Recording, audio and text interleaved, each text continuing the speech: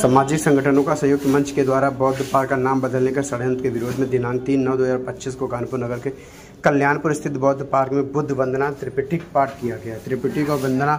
बौद्ध वंदना रतनदीप और भत्ते अंगुली माल की बैठक में निर्णय लिया गया कि जनता के टैक्स का पैसा 15 करोड़ रुपए का बौद्ध पार्क के सुंदरीकरण पर खर्च किए गए, जैसे बुद्ध की मूर्ति के ऊपर बनी छतरी जो डैमेज हो चुकी है और जो उसे पानी चूता है, मेन गेट पर का डैमेज गुब्बद, पानी के फव्वारे, टूटे बच्चों के झूले, लाइटें आदि जिसका विभागीय रखरखाव न होने से डैमेज हो चुका। पार्क में सभी खराब वस्तुओं सहित पूरे पार्क का सुंदरीकरण कराने के लिए हम सब लामबंद होंगे। यदि हमारी विरासत पर कोई आंख उठाएगा उसको मुंह तोड़ जवाब दिया जाएगा। बैठक की अध्यक्षता हरिनारायण बौद्ध ने की और मंच का संचालन रामपाल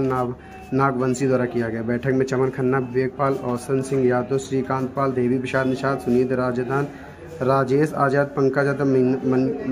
मनीष राणा, सतीश कमल, श्यामूपुरी, अजय कमल, एडवोकेट अमित कमल, अजय कमल, सर्वेश कमल, डॉक्टर सत्येंद्र कमल, अर्चना गौतम, देव कुमार नारायण, बुद्ध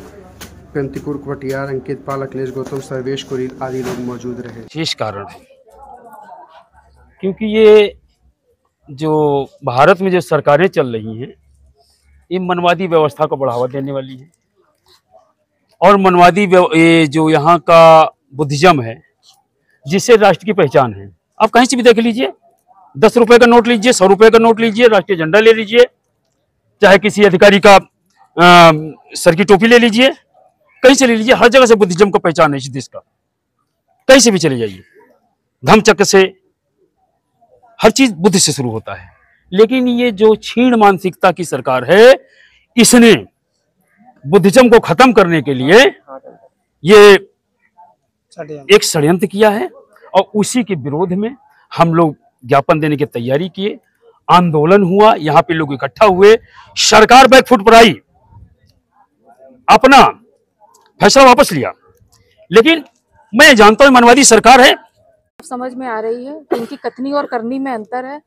और ये समाज में हम सब के बीच में जो धर्म और आस्था की ओढ़नी ओढ़ाना चाहते हैं। हम सब के अंदर धर्म और आस्था है, लेकिन इस तरीके की धर्म और आस्था नहीं है कि हम अपने हक और अधिकारों को भूल जाएं। जिस तरीके से ये शिवालय बनाने का जो प्रस्ताव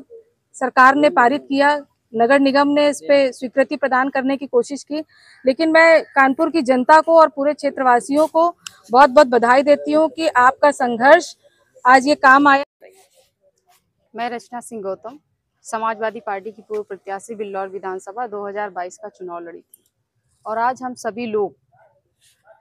सभी बुद्धा पार्क में एकत्रित हुए हैं एक आवाज बनकर, जो भारतीय जनता पार्टी और नगर निगम के लोग एक कानून लाए हैं जो बुद्धा पार्क में 12 शिवलिंग की स्थापना करने का जो ये कानून लाए हैं। लेकिन हम लोग सभी एक साथ एक आवाज बनकर इसका विरोध करते हैं और मैं कहना ये चाहती हूँ कि अभी सरकार का कोई फैसला ऐसा नहीं आया है, कोई नेता ऐसा नहीं कह रहा है कि इसको हमने वापस लिया है और हम लोग अभी तो ये कम रौद्र रूप देखने को मिल रहा है, इससे ज्यादा हम लोग अपना रौद्र रूप दिखाने का काम करेंगे और सरकार को मजबूर कर देंगे अपने इस फैसले को वापस लेने के लिए। और कल हमारे समाजवादी पार्टी के सांसद फिरोजाबाद से लालजी सुमन जी, कल हमारे सांसद यहाँ पर बुद्धा पार्क में दोपहर 1 बजे यहाँ पर आएंगे और इस भारतीय जनता पार्टी के लाए हुए कानून का विरोध करेंगे और विरोध जब तक करते रहेंगे जब तक इस कानून को सरकार वापस नहीं लेती है, क्योंकि 12 शिवलिंग की स्थापना कई जगह सरकार कर सकती है। क्या जो शिव मूर्ति पूजा में विश्वास नहीं रखते हैं, क्या वही जगह चुनी है? हम कहते हैं अगर आपको स्थापना करनी है तो आप बुद्धा पार्क में ज्योतिबा राव फूले जी की करिए, पेरियार जी की करिए, सावित्रीबाई फूले जी की करिए।